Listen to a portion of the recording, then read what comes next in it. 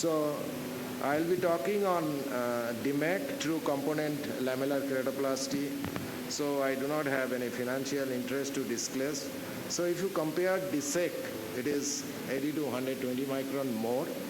So it is not anatomically perfect, also not visually. So compared to DMEK, it is perfectly anatomical. So it is 14 micron versus 14 micron, and it is higher chances of getting 20/20 or better vision. So this is the same patient, 2 eyes, 1 eye DSEK done long time back, in the left hand side and the right hand side. It is also post-op 7 years. So both patient happy, but she always asked me, what has happened, why you have not done this same surgery in my right eye? That was the question. So that time we didn't know how to go about it. So DMEK, if you see the Western data, US data, the last 6 years data, the DMEK is almost touching DSEK. Probably this year data, it will be coming in April, so it will cross DSEK mark. So DMEK is naturally popular in US because they get everything prepared tissue. Likewise, in 2011, there was a shift from PK to DSEK. Same shift will happening this year. Probably we'll get the report next month. And India, probably 100 plus surgeons are doing EK on a regular basis. Last 21-22 data I have, it is from Eye Bank Association of India, and it is around 2,700. DMEK is around 500. So it is only 18% or 19% of all EK is DMEK. So initial case selection with good visibility, FECD with cataract as a primary case, pseudohepatic corneal edema, or that is more common in our country, with good anterior chamber anatomy and IOL in the back. And overall, the eye is good, previously uncomplicated surgery.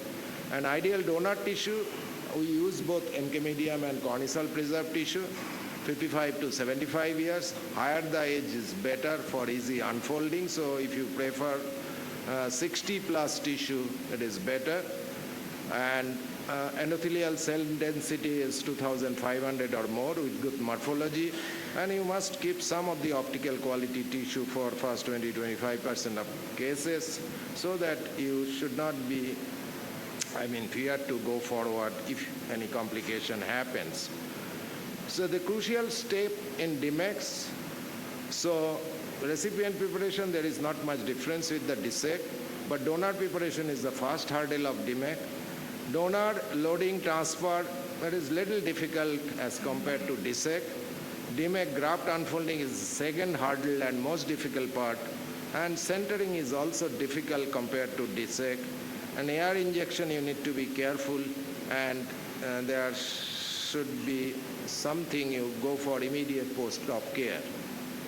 So only difference in DMEK scoring is that your tissue removal is 0.5 to 1 millimeter more than your graft size.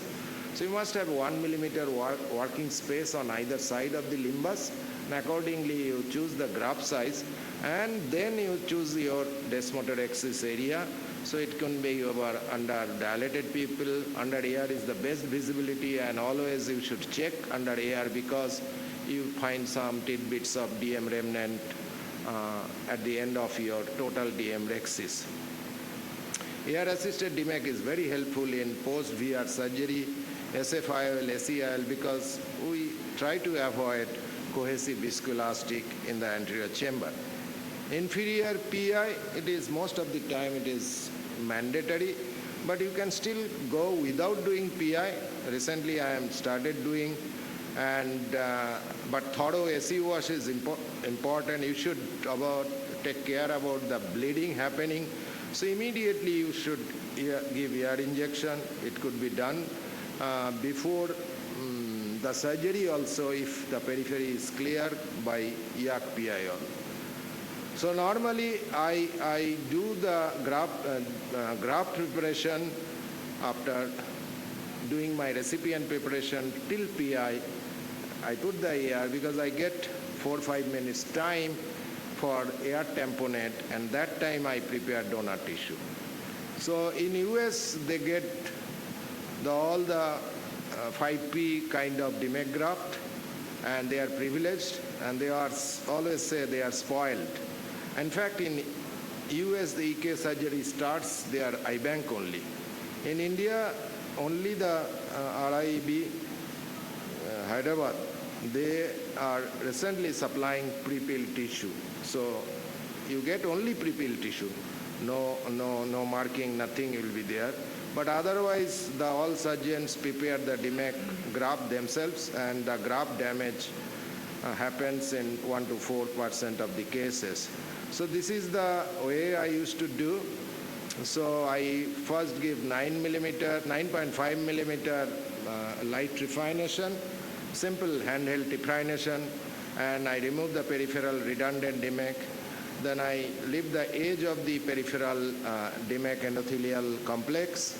And once I have done it all 360 degree, it is one-hand technique with the McPherson forceps, simple McPherson forceps. And you have to be very careful to look at the angle of both sides. And then put a punch of 3 millimeter, 2.5 millimeter. So if sometimes you get a hinge, and it is good, not that then it might be total. So if you get a hinge, it looks nice, and then you soaking the bed is important, put an S mark, and then reverse the cornea, take 8 millimeter, 7.75, 7 millimeter, whatever with the graft side. You remove all the redundant tissue, and then you separate the rest of the part, soak it in the trypan blue for about a minute, and load it shift it into a petri dish and load it in an injector system. So this is the method we follow recently. And if you have any kind of blunt chopper, that kind of blunt chopper actually help in separation of peripheral DME complex. If you can do it 360 degree nicely, so your radial tear will never happen. So you must be very careful when there is a resistance, but that is a very important step. Anything, at Sinski hook can do it, but it is blunt, so blunt chopper is the best instrument here. Sometimes even that you may find a small peripheral tear. You can see at about 2 o'clock position, you convert the tear into a Nike sign or tick sign, and then you do the procedure so that radial tear will not extend up to the center. If you are not doing it, the radial tear might extend in the center, your graft might be damaged. So donor transfer and insertion, I always say that any kind of injector system is good. It is in your hand, what is good, you choose that, but all are almost same, but main thing that ease of unfolding and less cell loss is our ultimate goal. So this is a very beautiful YouTube videos are there. You could choose that. This is the configuration of DMEK scroll. Inside the anterior chamber, I looked it differently. I always check the tease the tissue to see how the graft will be behaving in the anterior chamber. Accordingly, I clear myself that how I go about it, like that right corner, very tight scroll, and right lower, there is no scroll, so flat DM. It depends on age and other elements also, elasticity of the DM also. Check the air bubble before you are injecting it, otherwise the graft might bump, extrude out, and immediately you remove that air before opening it, so your graft will open very nicely.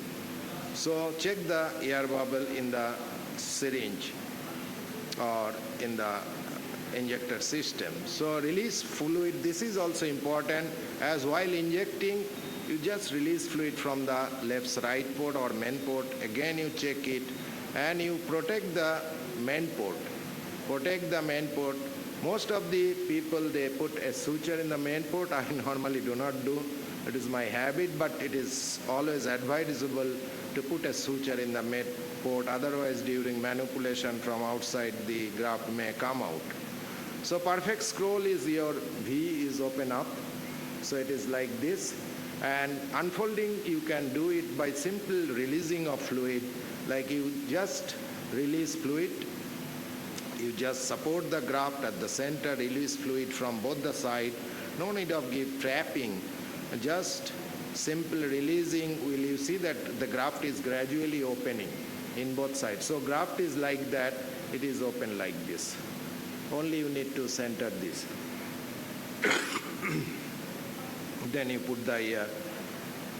Then if the graft is like this, then you have to pin down the one end and then shift the graft towards the limbus of the opposite side. See the S sign, it is visible. So when it is visible, this color of the iris is lighter in this case, so you can see, but sometimes you have to be very careful. This is just like a reverse entry. You see the S is just reverse. So you again just check it again that whether it is, this is for demo purpose I have shown. And when you know that it is reverse, you have to tease the graft so that it could flip it very nicely. Slowly you inject a burst of fluid. You see that there is a flip of the tissue. And when it is flipped, and now you see that S is right direction.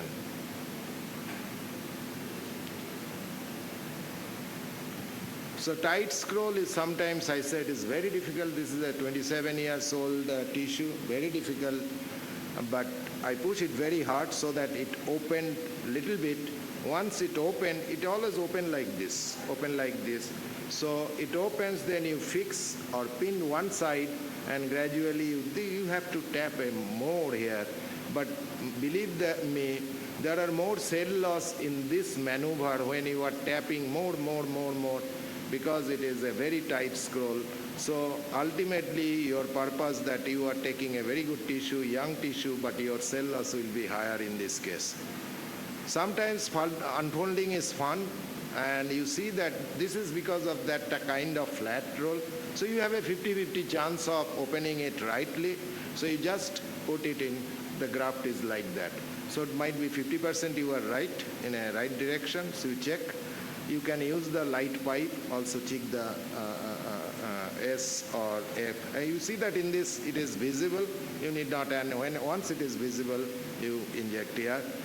While injecting, it is very much important to go right at the middle of the pupillary area, and AC depth should be optimum, neither too deep, neither too shallow. If it is too shallow, you might hit the iris, there is bleeding. I have had several experience, and during life surgery also I had a same experience. Then your surgery gets spoiled, so you have to be optimum.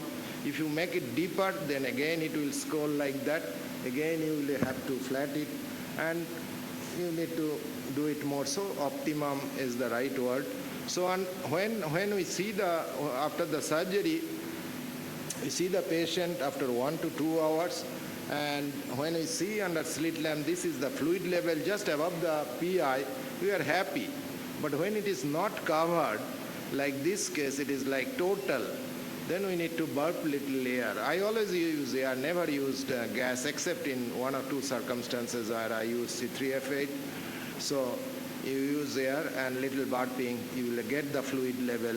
And when it is after 4 to 6 hours, you discharge the patient and counsel about the positioning and review on day 2 or day 3. I don't call the patient on day 1 because it is not because we are discharging patient in the evening. Day 1 doesn't mean anything. So day 2 or day 3 is the right time where you can see actually detachment, because at that time air bubble level is much lower, so you can see actual detachment. And so in summary, India, we need to do a lot of EK in any form. Cataract surgery CSR has increased, and in 22-23 we have done 8.4 million cataract surgery in India. So if we take a lower side of the figure, so every year we are adding 12,000 to 15,000. EK patient, new EK patient. There are fair number of Fuchs dystrophy, especially in West Bengal. We see a lot of Fuchs cases, and it is at the level of 40% of our whole EK series. In other part of India, it is only 15%. And our part, it is almost same, 40%, and miscellaneous is 20%. That is a big chunk we see. And surgical and visual outcome of DMEK, of course, it is bad, like it is a cataract surgery outcome. As a cornea surgeon, we need to go with this type of true component surgery. And thank you very much for your patience sharing. Rajesh, you can. Oh, Hemant. Acha, you are there. Sattamurthy, you are. Step by step this. Step by step DSEK. So I have to rush to another call. Any question? By this time I can take any question. That is basically, you know that there is a paper recently, and I have done recently about 3-4 cases. The lying down supine position is not required in all cases. In fact, it is not required. So if your air remains there for 4 hours, that is sufficient to adhere the graft in 95% of the cases. The 5% chance of graft detachment. Normally it is also 5 to 7%. So I had a patient with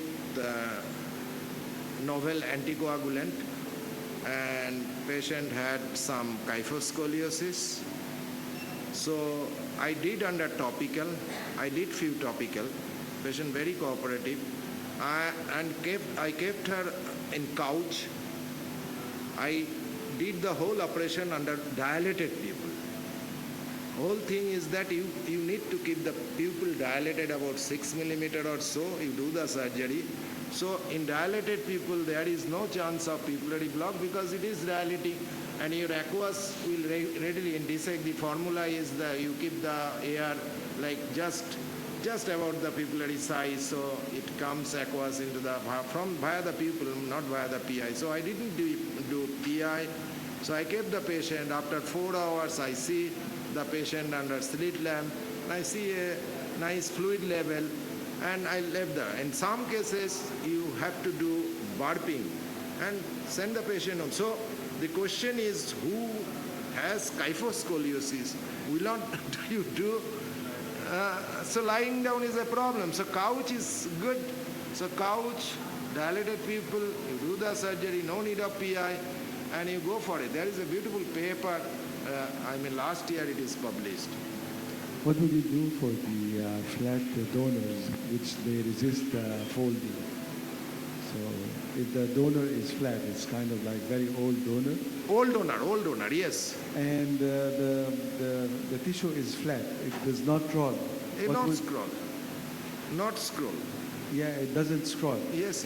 What would you do for the loading? Yeah. Loading, you just it just fold like this. So there is no pattern of like circular or this kind of, but you can still take into your injector system by just simply sucking that tissue in your syringe. So it comes, and we have published that paper that 80 years and above, it published in Cornea Journal, 80 years and above for DMEK, and we have used, believe me, 100 years tissue. And this patient down the line 4 years is doing excellent. So during COVID, we have to do a lot of things. So tissue in older donor is friable. That is the only challenge of preparation, because even if we separate everything, still it is very fragile. So it may damage. Otherwise, you could use it. I have 4 cases which they resist folding and being into the injector, so I had to do endothelium in. So I fold You can them fold it like that, endo in, endo out. You can pull up technique, all these things you can do. Okay.